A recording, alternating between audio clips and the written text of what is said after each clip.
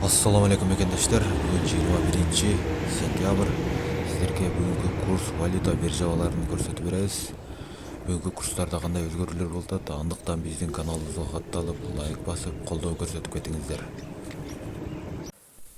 Айылбанк $82, 82.50 евро, 1330 рубль. Бакайбанк $82.70, 82.70 евро, 1315 рубль. Optima Bank $82.50, 82.70 евро, 1330 рубль.